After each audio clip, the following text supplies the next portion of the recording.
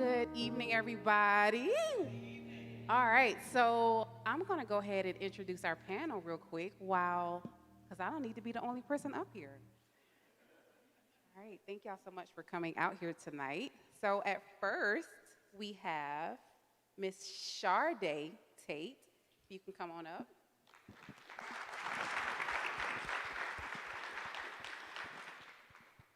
Okay. Sade is a nationally certified school psychologist and a crisis prevention trainer. Currently serving within a school district, she brings a wealth of experience from her tenure in both educational settings and adult learning and evaluation centers. Her expertise extends across diverse age groups, ranging from preschool students to adults. Thank you, Sade. Our next is Ashley Merrick. Ashley is a licensed master social worker working toward independent licensure as an independent social worker. Ashley specializes in working with children and adolescents, providing individual and family therapy. Thank you so much. Next, we have Minister Mark Himes, the only male on our mental health ministry. But he recently received a master's in mental health counseling from Webster University. He currently works for the South Carolina Center for Fathers and Families with plans to pursue private practice with a focus on Christian counseling. It's awesome. And surely, last but not least, Miss Megan Middleton. Those of you who may not know, Megan is newly licensed as a licensed professional counselor associate. She's a graduate of Walden University, completed her master's degree in clinical mental health counseling. She works in private practice, providing mental health counseling services to individuals, couples, and families. All right, y'all, let's sit down. All right. So, first of all, thank these lights. Ooh. Thank you all so much for being here tonight during the month of Mental Health Awareness Month. It is something that is super important to us. And so we just want to acknowledge Bishop Bailey and Dr. Marcia for creating a space to talk about mental health.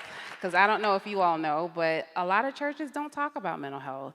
It is a subject that's kept quiet. And so we are very fortunate that they're talking about this. Also, Pastor Chandler with his message last week, which was amazing. I texted him right after service, and I was like, I'm going to be using a lot of that. So thank you so much for also advocating and believing in this work. All right, so again, my name is Dinah. I'm a licensed marriage and family trauma therapist, and y'all, we love this work. And so is it okay if we go ahead and get started? All right, so, we don't have our thing up top, but so we're going to be talking about finding your fit. A lot of times we go through a lot of transitions, and with those transitions, we tend to go through it. We don't necessarily talk about it, and so we felt like tonight, with all of the transitions that have happened within our church, within our own lives, we felt like it would be good for us to really have this conversation about really finding your fit, adjusting to all of life's transitions. So raise your hand if you have an adult child okay, all right. Raise your hand if you have small children, like maybe okay. Raise your hand if you graduated college.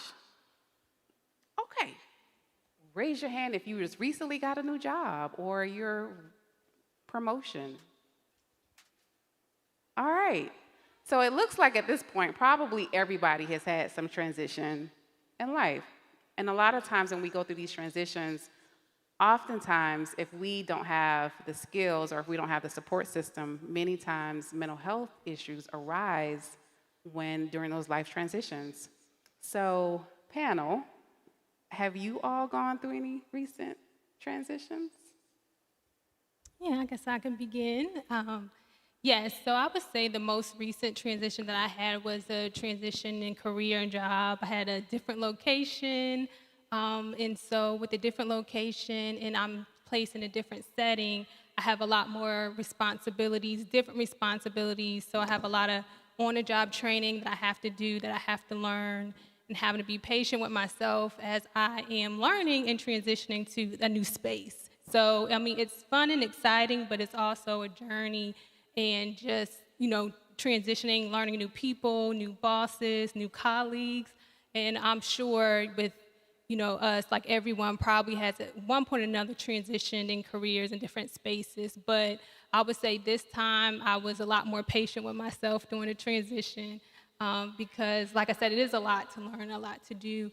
And then recent transition as well is just in my family. My grandmother's going through a healing, and she needs a lot more support now than she did before. She's not as independent, and so our whole family had to go, or is going through a transition in that space as well.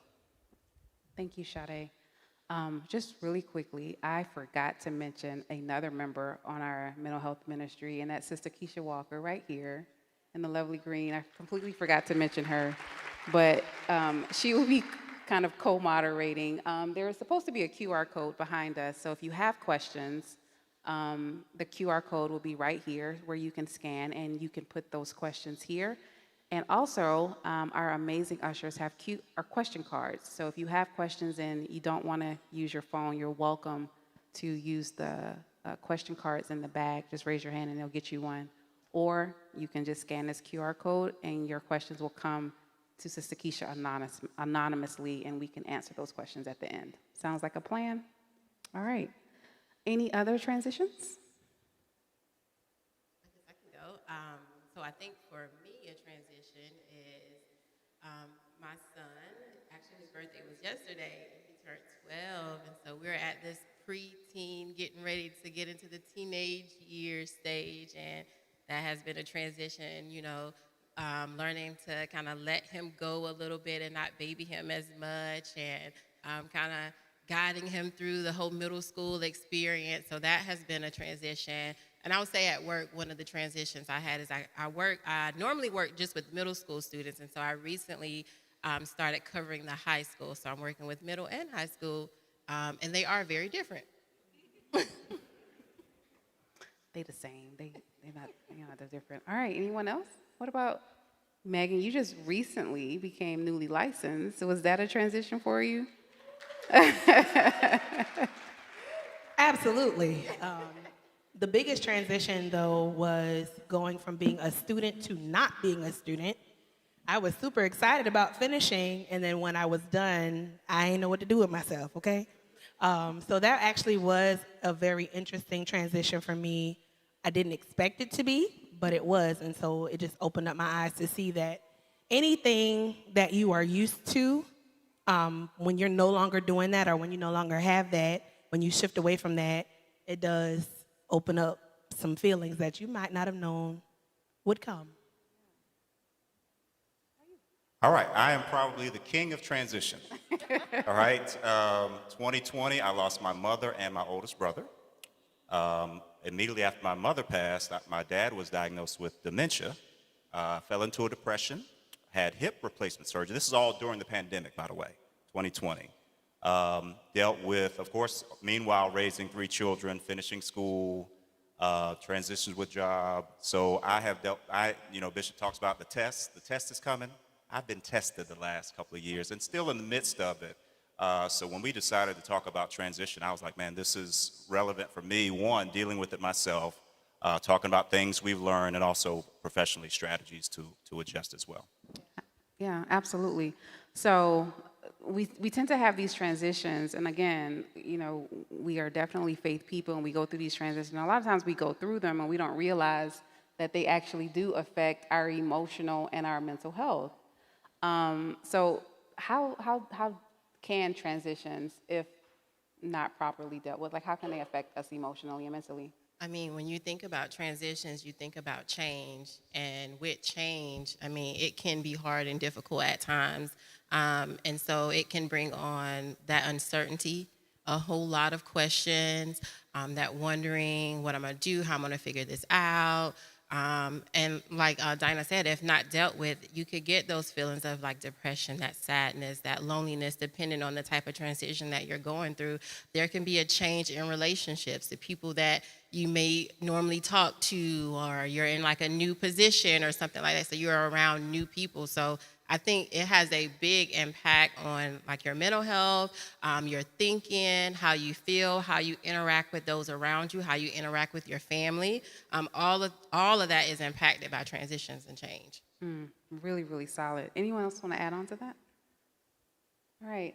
So how do you know that like all of the things that Ashley just mentioned, how do you know when it's impacting you? Like, what are some of those things that we can look for? Megan, do you want to answer that? Sure. So, of course, we're generally excited when things happen, like the good things, graduations, child going off to college, new jobs, all of that. However, sometimes if we don't really deal with some of the other emotions that come along, we'll start to notice some symptoms like anxiety might pop up. You might feel stressed more than usual. You may find that your eating habits are different, your sleeping habits are different. You might even find yourself to be a little bit irritable with others. And so when those things start to show up, it's good to take a pause and kind of examine yourself to see, what you're feeling and if that is contributed to by the changes. Okay.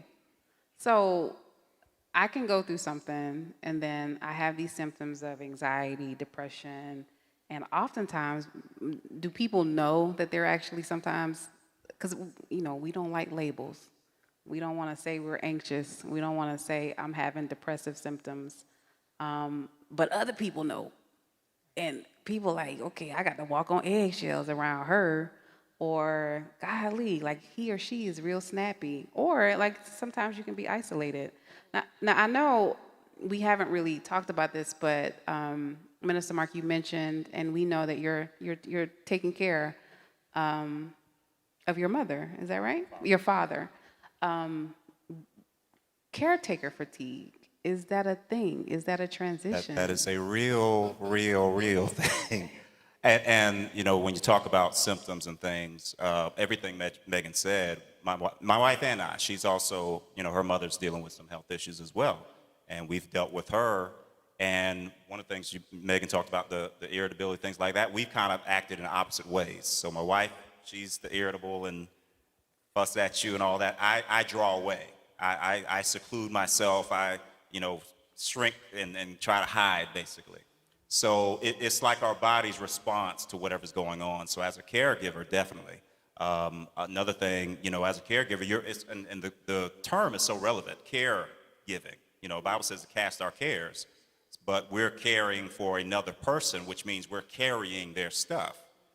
And so in the natural, we're carrying their stuff. You're carrying your own stuff. You still got 3 kids and all this other stuff going on.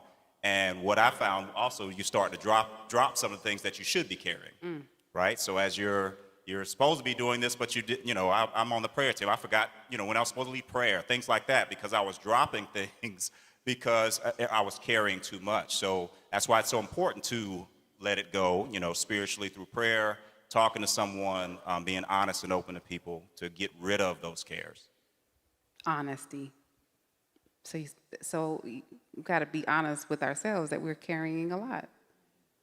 Do you want to add on to that, Sade, at all? I would definitely say that it's very important for you to be in tune with how you process stress, because everyone's different, as Minister Mark was saying. So if I know for me, sometimes I get a lot of tension, like in my neck, my shoulders area, I'm a little tight, those types of things. I can definitely be like recluse and like to myself and really quiet and things like that. So it's very important to understand how you respond to stress, and then also allow someone to be able to speak into you, to be able to tell you about yourself and without you getting offended. Because sometimes we can't see ourselves when we're going through these times or going through these stressful times. But I know I have people around me that hold me accountable, that'll let me know, okay, you need to like calm down, or what's going on. They know a change. And sometimes even before I even like realize it, because if you're a caregiver, you're on the go. You're not necessarily stopping and processing. And with recent transition in my family, as I said before, my grandmother's going through a healing, I really had to just stop and stop carrying things, because even when I wasn't at the hospital, I was still thinking about the hospital. Like, what are they doing? What are the nurses doing? Are they doing this? Are they, covering up her feet? And like I wasn't resting, I wasn't sleeping, and I was like, this is not God. Like, I really I prayed about it, and I have to understand that I believe what the word says. And if I believe what the word says, if I trust God, then I have to really stand on what the word says and believe it, and not just say it. And not just say, oh yeah, I'm a believer, I'm a Christian, but am I acting it out? What are my actions showing? And so I really had to put it down and get away from the scenario and the situation, and be okay that that God has my grandmother. God has your family members as well. So just kind of really putting it in the hands of God, instead of taking it myself and then really trying to do things in my own strength and not casting it on God.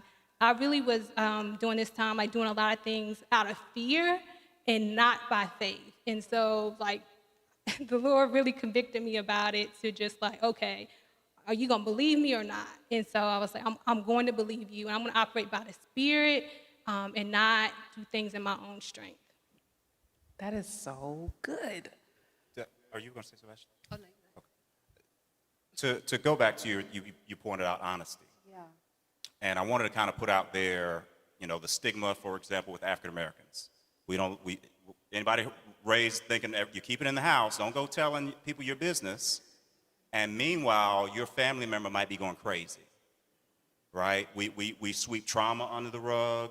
And as Shada was talking, I remember I used to run a youth program, and one of the students ended up telling one of our counselors that she had been sexually assaulted by a relative. So as mandated reporters, we had to report it to authorities. They get there, parents show up, oh, she's just lying, da, da, da. They sweep it under the rug. And to this day, I wonder how she's dealing with that.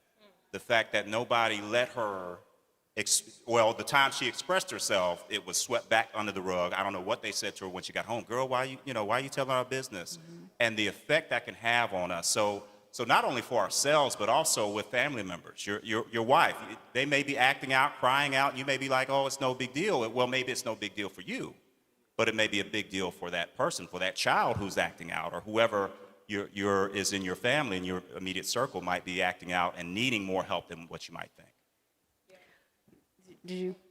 And I know your mom, Sister Carolyn, she's also would probably be considered in that role, taking care of, her mother. Yeah, she definitely is. So my grandmother is 97, and yeah, and so I'm watching my mom take care of her. And one of the things I thought about as a caregiver, it's the weight and the responsibility of caring for somebody else, right? And so I thought about that when you don't seek the support, ask for help, that in turn can turn into that anger, that bitterness, and that resentment against the person you're caring for. And so it's important that you do get support. When family members are saying, hey, do you need help? Yes, you need help. Tell them what you need. Be honest, and don't think that you have to take it on. And I know sometimes feelings come up of, well, I'm responsible for this person. They took care of me, so now it's my turn. But it's okay to still ask for help, or to reach out to other family members, or just to even look at the community resources that are out there, because that's something that we did. We look at the community resources that were out there that could be brought in the home to help caring for your loved ones. And another thing I thought about with caregiver fatigue is something that I've been seeing a lot lately, working with young people, is grandparents taking care of their grandkids. And we may not think about it like that, but that is a dynamic shift. Whereas grandparents normally, I'm gonna love on these kids and I'm gonna give them back to their parents, but the roles are reversed now, and grandparents are becoming more of the caregiver, the authority figure in the home, having to give them the discipline and the rules and stuff. And I've seen that has been very stressful for grandparents, learning this new generation and how to care for those kids. So that was something that I thought about with caregiver stress. Wow. And as you're saying that, I'm just really thinking about so much of that is yelling out grief to me. You know what I mean? Like, so we go through things and we associate grief with the death of life, right? But grief can be so many other things. I think the term is ambiguous grief, where your parents aren't the same, where you're in this transition, and so a lot of things are associated with grief.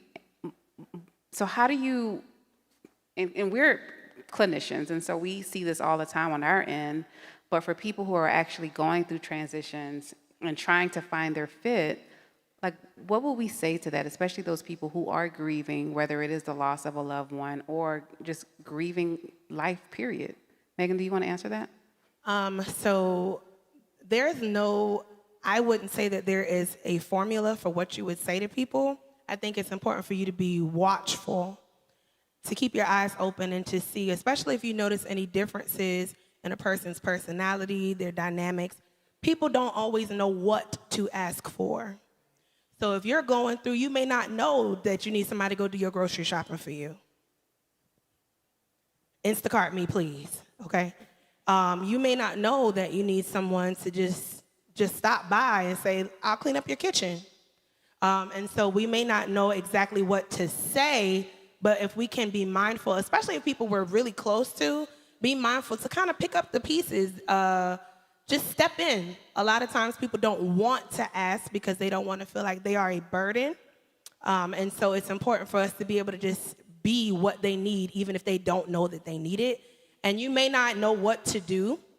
We're not magicians. Not a one of us are mind readers, and we don't know. So ideally, if we can find out, that would be great. But if we are more in tune with what's going on around us, sometimes we can just kind of pick up that, hey, you know what? I see that every Sunday she is really struggling to get in the door to church. And let me ask her if she want me to get them kids to Kids Town. Child. Help that mama out. Let me ask them if they want me to drop the baby off, whatever that looks like. And that can be a relief because it's one less thing I have to think about. And please understand that grief happens for a variety of things. Yeah. Whatever you lose, you can grieve. If you lose a family member, you grieve that. If you lose a job, you can grieve that. If you lose your home, you can grieve that. If you lose your dog, you can grieve that too. So I would definitely say, let's not compare and put a box around what people can be sad over. What you mean? You got this, you got that. Well, I lost that. That's what I'm sad about. Yeah. So let's not put people in a box and say what they can and cannot grieve, and how they should, because everyone grieves differently. For some people, they are able to keep going a little bit. For some people, they need that isolation. Yeah. And there's a healthy balance to that, but there is no one set way for anything to look. So asking when that's possible, and then if it's not possible, just kind of helping to pick up the pieces. Or you want to? Go ahead. No, go ahead. I won't mean to interrupt y'all. When Megan was talking, it makes me think about the importance of community, right? So, Bible says in the multitude of counselors, there's safety, but I don't think it means, a licensed counselor. I think it means people around you that can help see something you can't see, identify it, and then say, hey, bro, you ever thought about this? Hey, I see you're late to work every day. What's going on? That counsel we have within each other. They talk about it takes a village to raise a child. Well, it takes a village to raise anything, to deal with anything. Yeah. And so I think that's important, is our community and those that we're in touch with, like you said, those that we can be honest with, and they can be honest with you, so they can help you through that grieving stage. And I would imagine that this is a two-way street. So if I offer the help, because y'all know church folks got pride. Somebody be done offered you all the things. I don't need it. I'm good. Don't worry about it. That means that it also needs to be received, right? So kids, because we forget about the kids. Yeah, we forget about the kids sometimes. Why do we forget about the kids? I think it's because they're kids, and we just think that they're so resilient and they'll get over it. They'll be fine, or they don't need to know this right now. Oh, they don't need to know this. And I think I know kids do, like, change and transition impacts them as well. And it's important that you talk to them. One of the things that I've noticed and seen that kids just want to be heard. They just want you to listen. And you got to share information with them that's developmentally appropriate. There's some things that should be shared at certain ages. You would share something different with a 5-year-old than maybe a 16, 17-year-old. So understand that, but don't be afraid to talk to them about it and see what questions they have, see what concerns or worries they have, and kind of talk them through it. Just let them be able to express it, and then provide them reassurance, like, okay, so things may seem uncertain right now, but what is certain, that I'm here with you to walk you through this. Like, we're gonna figure it out together, letting them know that they're not alone. A lot of times you may see like behavioral changes in kids when they're going through changes and transitions, acting out or shutting down, seeing like mood swings, sad, depressed, wanting to isolate and not being bothered. If you have a happy-go-lucky kid that's like out and about and always moving, and then all of a sudden you notice like they want to be alone, they don't want to talk to anybody, ask questions. Just, hey, do you have any questions about what's going on in the family or what we're going through right now? I would say just don't be afraid to talk to them about it, and don't lie to them, Because I think a lot of times we tell them certain things thinking that we're protecting them, and I'm telling y'all, they know. I know they know, because when I have sessions with them, they come and tell me everything they know that y'all thought they didn't know. So I hear it all, and so if you're upfront and honest with them, I think you're on the back end, it's going to work out better with them and how they kind of navigate and go through that change or transition. I want to add to that I think for us culturally as well, because we have been taught so much, especially before we were woke, that we are to be seen and not heard, Right. and that children should stay out of grown folks' business. Well, y'all be putting y'all kids in y'all grown folk business. There's a thing called triangulation, where you bring another party into beef, drama, and that happens for children a lot. Parents putting their children against the other. And so they may not understand how to articulate it. They may not know the words, but they sure know feelings. And so they may not be able to say, I don't like going over here, or I don't like when we do this, but you will notice it again in their behavior. And don't be afraid.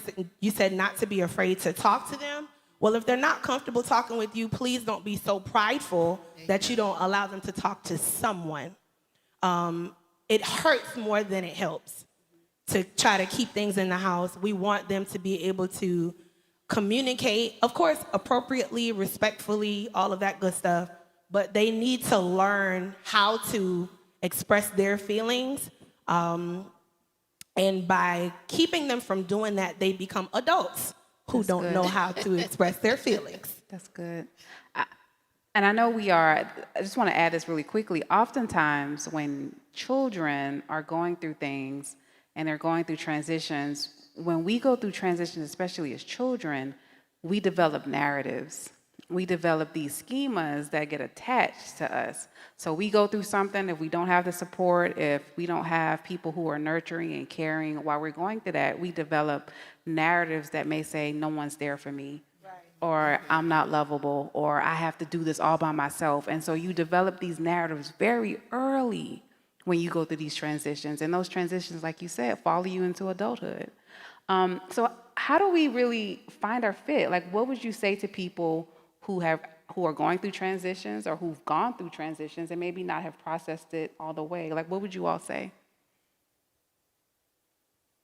I guess one thing would be finding people with similar challenges. I talked with Brother Jamal, Minister Jamal, and I. We've talked a lot about stuff. Even the marriage, faith, and family last night, they were talking about just finding people they can talk to about marital issues, or postpartum depression, or miscarriages, those types of issues. Having someone that can, Bible talks about Jesus was touched with the feeling of our infirmity. So if you can find someone in the natural that has that same issue or has had that same challenge, that can help you process. They can say, look, man, I know here's some things I did. Hey, man, no, you really should go see somebody. So finding commonality. And in my job, I work with fathers throughout the state, and we have peer support groups. And so many of them talk about how important it is and how good it is to be with men that talk about father issues. Man, she won't let me see my child. Man, she tripping. And really, that's how the groups go. But it's helpful because they don't feel like they're the only one. And now they can learn from the group. And I think we should approach that in some of our situations as well. All right. Listen, so I want to make sure that we're answering any questions that may be coming in. So while Sister Keisha is, do we have questions? We do. We do want to make sure that we honor the time. So you can either come up here or you can read them for you or wherever you like. Good evening. One of the good questions, there are lots of questions, so don't be upset if we can't get to yours tonight. We'll try to get them answered in some form. One of the good questions that did come through is, what are some good ways to deal with the transitions of loved ones? That's good. I would say, you said deal with the transition of loved ones. He said community. Healing happens in community. And so one thing we cannot say is we don't have support here, because we do. We have grief share or grief support here. We have expecting mothers, expecting miracles. Expecting mothers, expecting miracles. We have support groups for everything, but when you lose a loved one, we do want to isolate. We're kind of dealing with those feelings, but healing happens in community. So it's important to connect with other people who have your shared experiences, because there truly is power in talking, which is why therapy is very effective. I know there's a lot of cliche about what it looks like, but just being able to talk about whatever your experience is very helpful. So if you've had a loved one transition, whatever that looks like, from this life to the next, from health to sickness, whatever, have others who can share in that experience with you, and that really does help alleviate some of those stressors and those feelings. Thank you, Megan.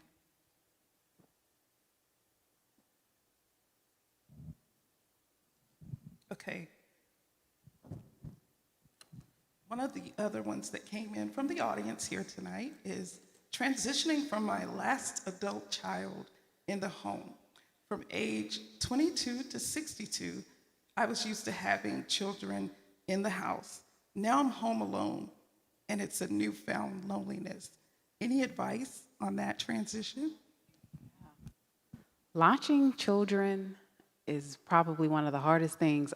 My kids are in 10th grade, and I'm having anxiety about it just like right now. And they don't have rings, nothing.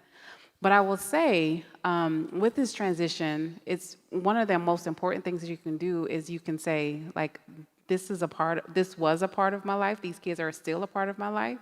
And then you have to develop a new normal. The normal that you're used to is no longer your normal. So that means that those things that you wanted to do, but you didn't have the time to do when you had the children or when your kids were in the home, pick that up, right? Find those things that you really wanted to do but didn't have the time or the capacity. Now you can add those things to your list, but really finding your new normal. Good question.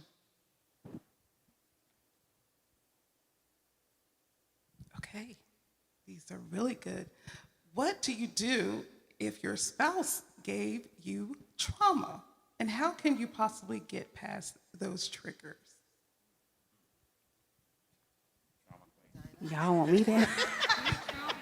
Wait, did Minister Mark just call me the trauma queen?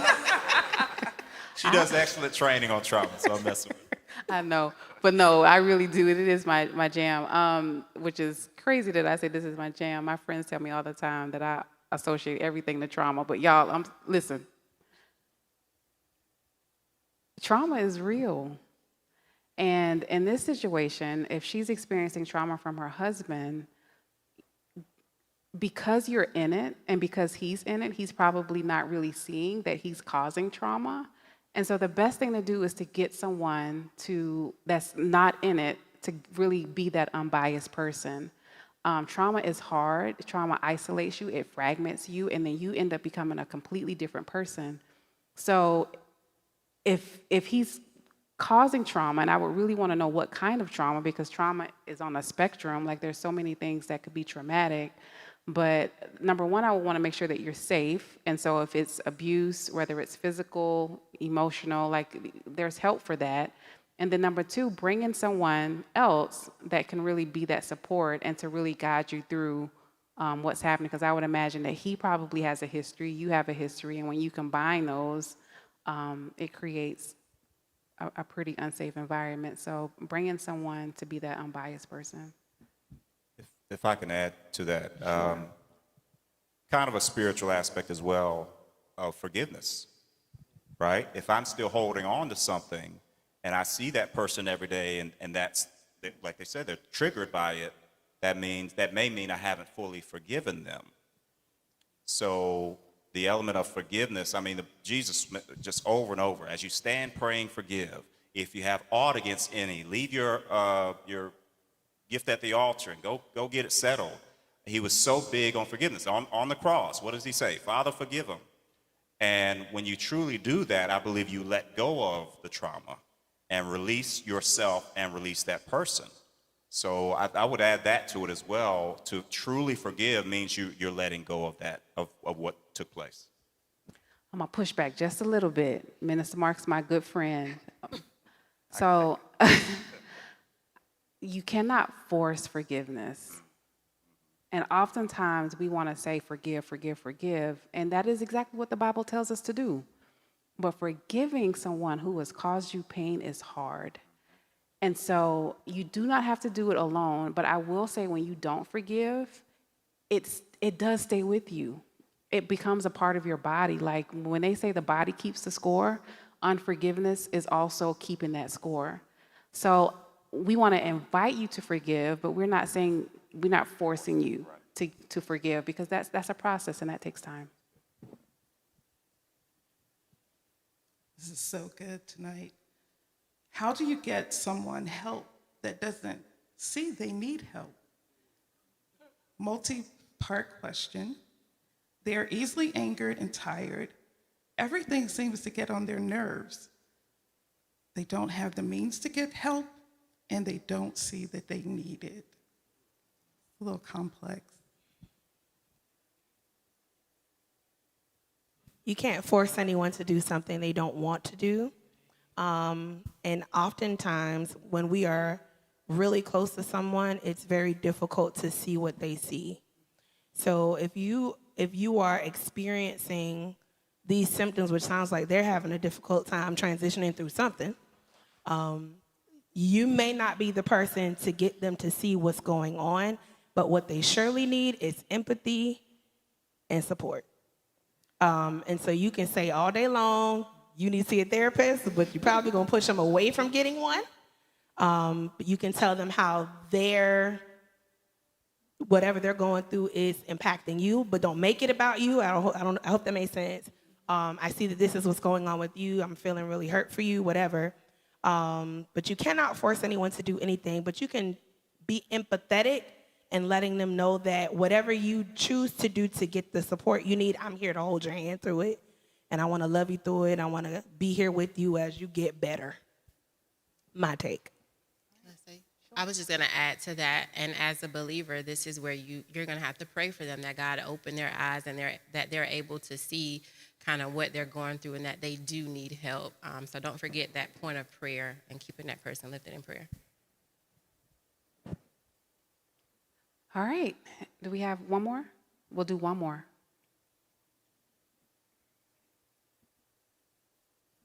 How do you handle dealing with your children having strife with each other, and they haven't spoken to each other in years, and you just kind of feel trapped in the middle? So without knowing why they're not speaking to each other, that's really hard to say. We don't know if there was trauma involved or if you caused some of the trauma, right? I think a lot of times we don't realize as parents Like I can say all day, I am a wonderful parent. And then my kids may have a completely different perspective on how I parent. And oftentimes you don't know that until they become adults, when they start distancing themselves. So it's really hard to answer that question without more information. But I would say mirror exactly what you want to see from them, right? So if you're wanting to see them be empathetic, if you're wanting to see them talk to each other and communicate, like let that be you. Like you shine that light on them so that they can see that, okay, well, my mom or my dad, they're also, they're doing the work too. Because listen, there's family stuff is family work. You got to work together. You got to do it together. You might want to add on to that? And I'll also say it's a process. And so they may not be talking now, but some other things you can consider. It may not, you can't force it on anyone, but you can consider family counseling. You can try to do, whether they can do individual counseling, and then maybe they can, y'all can come together as a family. There's something there, and as a parent, you may not know everything that happened.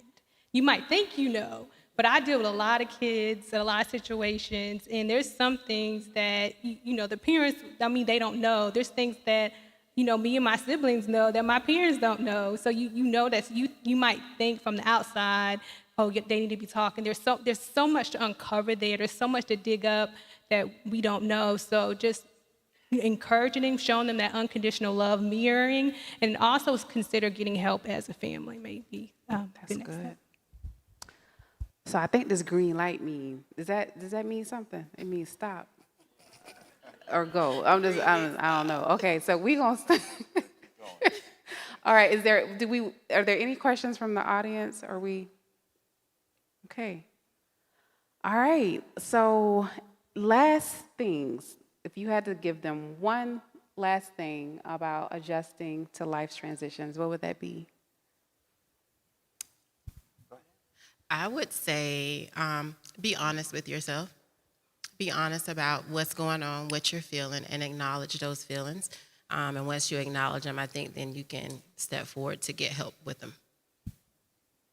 I would say transitions are inevitable, so we have to learn how to deal with them. But just make sure you're doing the spiritual first, then the natural. I think a lot of times we want to leave God behind, and we try to do everything in our own strength, and then we're like, okay, God, I need your help. And it's like, no, do the spiritual first, download wisdom for Him. We're in church, we're believers, and then also do the natural as well at the same time.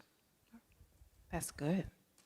I would say two things. One, again, back to the power of community, and specifically the church. As Megan said earlier, Right Direction is a great community, and many of us have leaned on each other through our toughest times, and I would encourage you to do that as you go through your transition, whatever that might be. And second, I would say talk it out. I often say that words are identifiers. So the more you talk, the more something will come out that you didn't maybe think about, or that person may say, oh man, you just said so-and-so. Well, why is that? So talking things out often gets you to the answer. That's really a counselor's role, is to get you to talk it out so that you can start seeing. Because we don't know you. We just sit in the chair and just listen to you, but hearing you start hearing yourself and helping to identify some of the areas you may need to work on. One of the greatest reasons I believe we struggle with transition is just fear of the unknown. And I think if we address what that fear is and we face it, we call a thing, we speak what it is, the easier it will become to address it. So to what you said, not being afraid to speak on what it is you are afraid of. And absolutely give it to God and get a therapist. My rates are. So you can talk it out. And I would just lastly say, because we tend to go through things and we push things down and we just we go through it and we good. But create some space for your healing. Create some space for it. If you have, and I say this all the time, if you got 5 cars and you only got a 3-car garage, that means I need to get rid of how many cars? 2, right? And so if you don't have the space, or build another garage, she said, but if you don't have the space to actually process the things that you've gone through, all you're doing is compiling trauma, you're compiling transitions, and you're not really creating the space to really get the healing that you need. And so if you don't create that space, you just have a whole backpack, a heavy backpack of stuff that you haven't processed. And processing requires feedback. Processing isn't me saying all the things and nobody's saying anything back to me. Processing is it's back and forth. You need someone to bounce things off of and that they give you something back, okay? All right. Well, thank the mental health panel, my amazing friends.